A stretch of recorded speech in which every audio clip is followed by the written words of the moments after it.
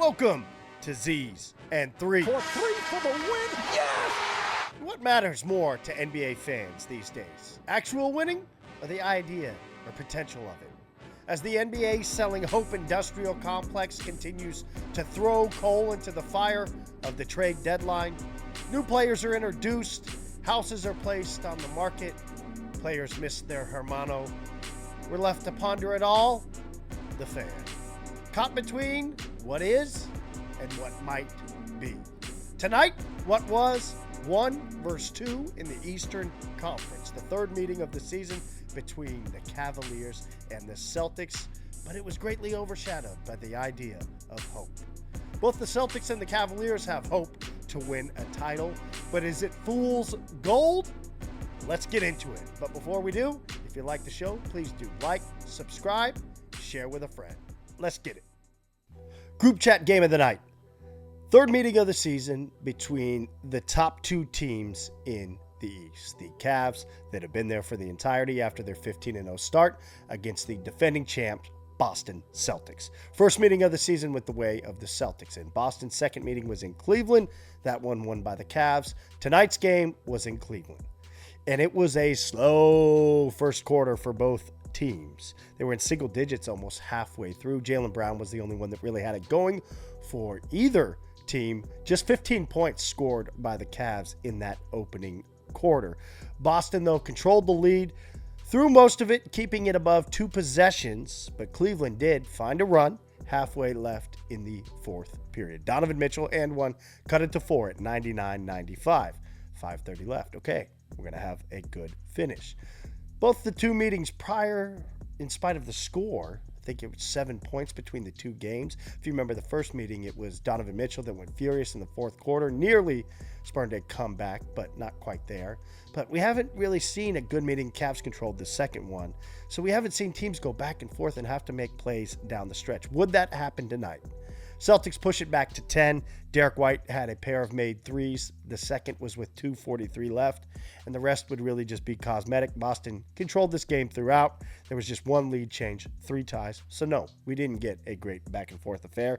The Celtics victorious 112-105. 22 from Jason Tatum, but it took him 23 shots. He made just 7 to do it. 20 from White, who had 6 made threes. Boston on a 4-game win streak. They're 4.5 games behind Cleveland for first in the East. And I had said one of these teams, I believe, is fool's gold.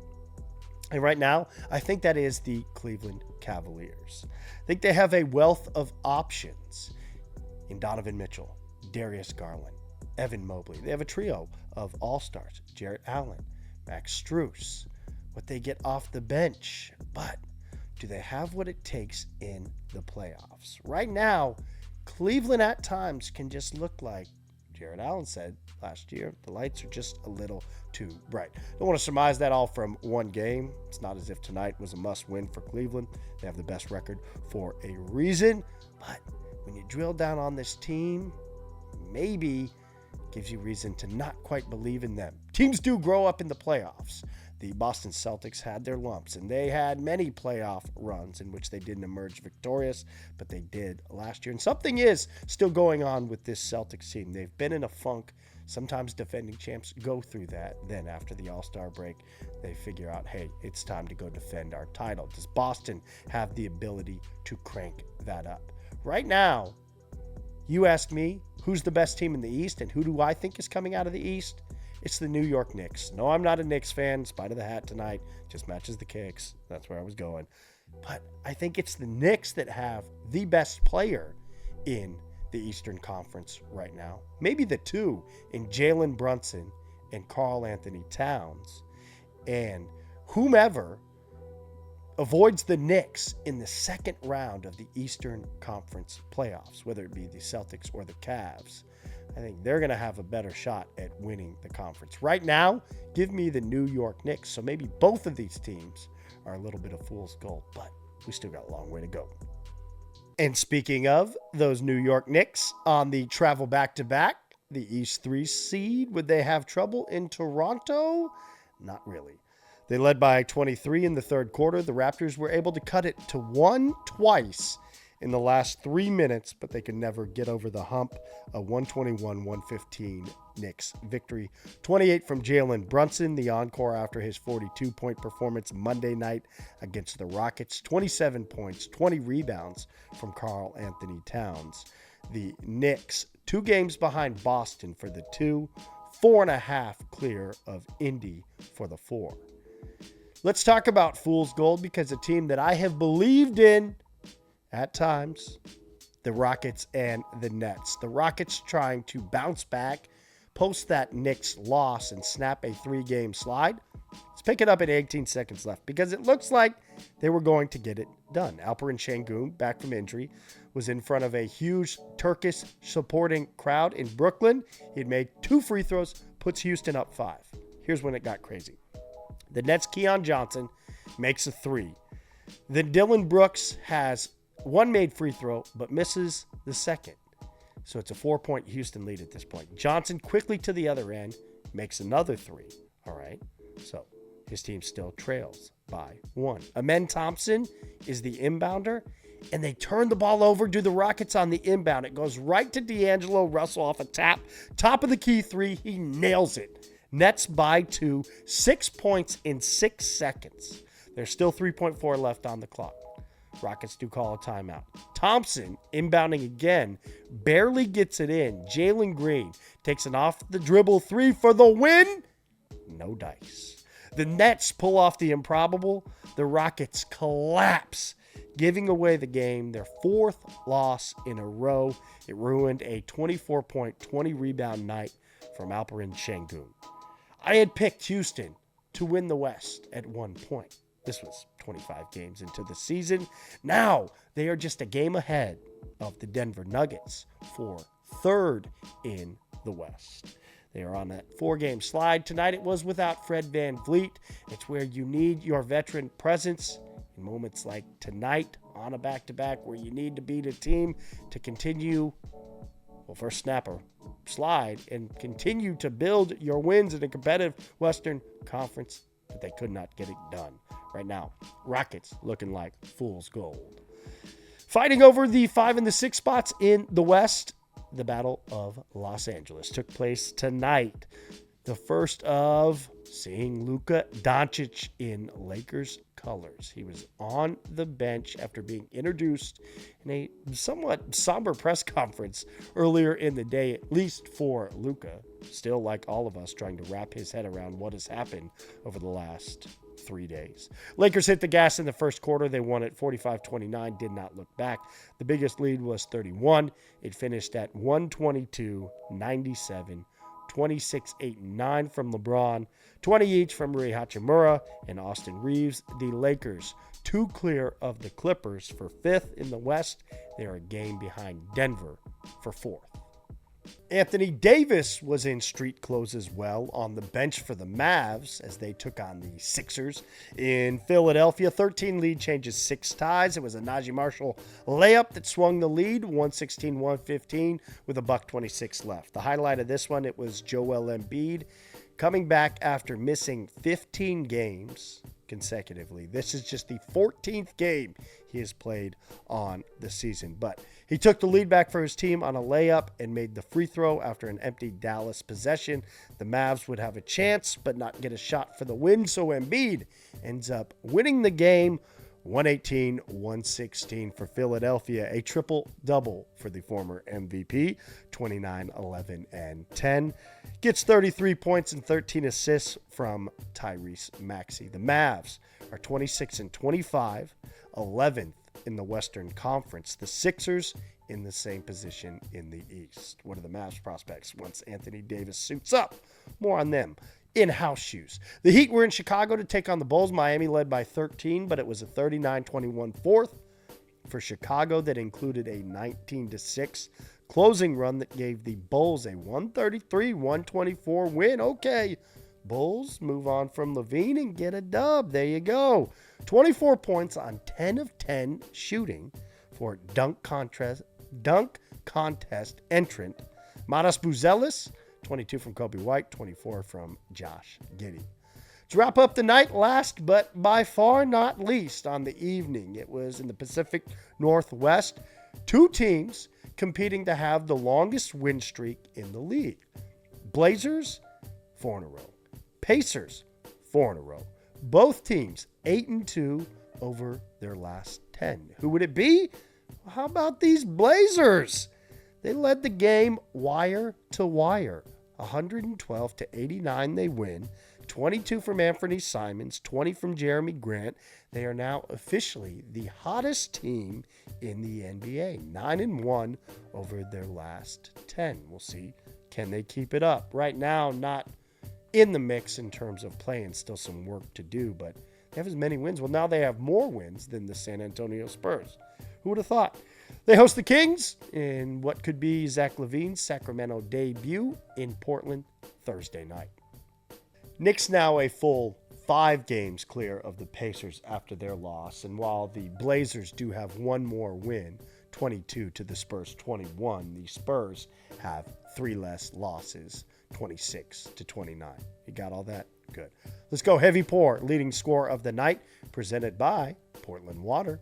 Check them out, drinkpdxwater.com. It was Kyrie Irving with 34 in his team's loss. Dunk of the night, Donovan Mitchell. It was probably the only highlight in terms of not winning the game, but early on in the game, he went all over Kristaps Porzingis. Performance of the night, the other team. Derek White, his 20 points tonight were pivotal in the Celtics' victory. And to me, he continues to be the key to the Celtics' success moving forward. What they get from Derek White at the guard position to complement Jason Tatum, Jaylen Brown, instrumental to the Celtics' success. Conference awards of the month. We did coaches yesterday, found out players, rookies, and defensive players. Let's start with the January Conference Players of the Month. In the Eastern Conference, Giannis Antetokounmpo. He had 15 double-doubles across his team's 15 games. That makes it 19 consecutive double-doubles for Giannis, the longest active streak in the NBA and the second longest of his career. This is the 11th Player of the Month honor for Giannis, and his first this season in January. Averaged 30 points, 13 rebounds, and 5 assists. In the Western Conference, Nikola Jokic, 8 triple-doubles in January, tied for the 5th most in a single month in NBA history. Across January, he ranked 1st in assists per game, 4th in rebounds per game, 4th in points per game, 7th in steals per game, for the 8th Player of the Month in his career. Let's show some love to the rooks. And no, I'm not talking chess, but in the Western Conference, we are talking Castle. Stephon Castle, rookie for the San Antonio Spurs, is the January Western Conference Rookie of the Month. A rookie best 14.9 points per game, season high 26 on January 15th against Memphis. He is the only rookie currently with 500 or more points, 100 or more rebounds, and 100-plus assists. His counterpart, Khalil Ware, the big man of the Miami Heat. Across the month of January, he led all rookies in points, rebounds, three-point percentage, and tied for the most double-doubles. Your rookies of the month for January across the NBA. Defense wins championships, and these two players got it done in Jan for their teams. The Rockets, Amen Thompson, bursting onto the scene, becoming a household name, in spite of some struggles late game tonight. Well, across January, he was the only player to average at least 2 steals and 1 block per game.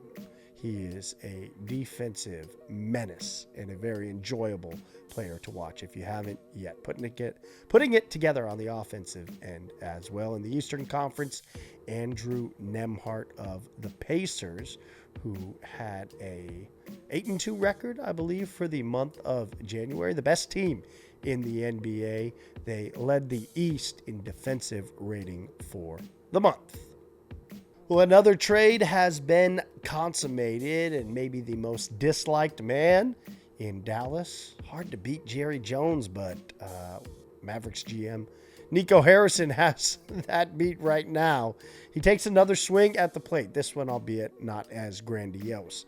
The Mavericks moved Quentin Grimes and a 2025 second-round pick for the Sixers' Caleb Martin. Martin, best known for his breakout run, part of the 2023 playoffs for the Miami Heat, throughout the Eastern Conference semis and the Eastern Conference finals, on their way to the finals where they lost to the Denver Nuggets. These two teams playing one another, the Sixers and the Mavericks, earlier tonight. So I guess doing some business prior to the game. And finally, could Kevin Durant be the next big name on the move? He has been downgraded to doubtful for Wednesday's game at Oklahoma City.